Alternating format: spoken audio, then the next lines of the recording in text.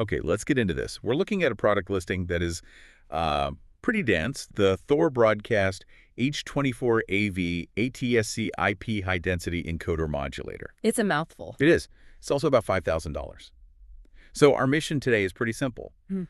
What does this one box actually do for a facility in the real world? Well, what's fascinating here is that this one device is designed to be the complete signal processing center, what engineers call a head end.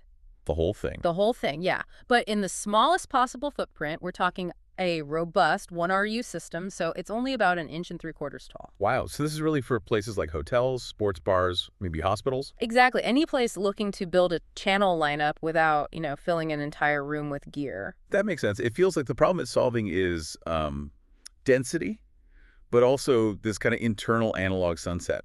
That's a good way to put it. You still got all these old analog video sources sort of hidden away, and you need to get them distributed digitally. Which brings us to the inputs.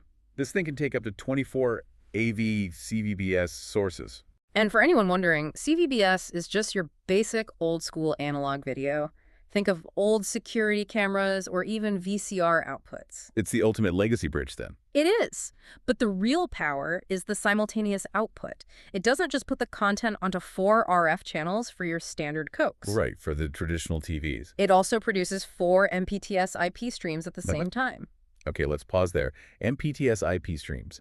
What does that functionally allow a facility to do? That lets you feed the same content, usually over UDP and RTP protocols, straight into a modern IPTV system or a campus network. So you're satisfying both the old coax TVs and new smart displays or streaming setups. All from one conversion process. It's incredibly efficient. Now, if you're digitizing 24 streams of old analog video, you have to ask about quality. Is there a big compromise happening in the processing?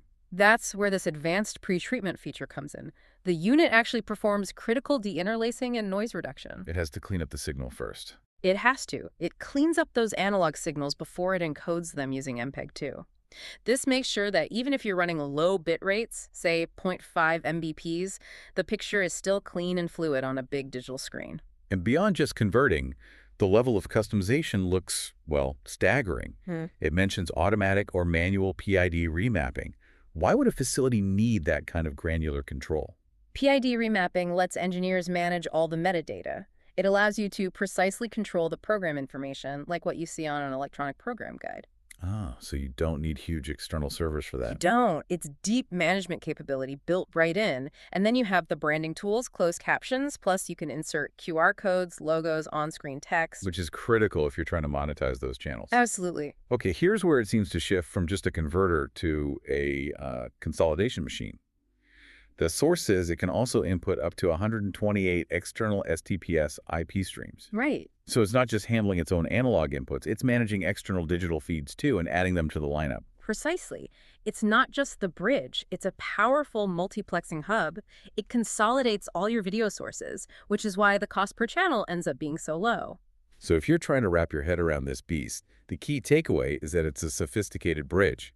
It's solving that problem of high-volume legacy analog video. Yep, turning it into customizable digital broadcast signals. Both RF and IP, all managed from a web browser. And that dual capability handling, 24 analog inputs, while also being a hub for 128 external IP streams, that brings up a pretty interesting question for you to think about. What's that? In a world we think of as fully digital, we know these analog sources persist.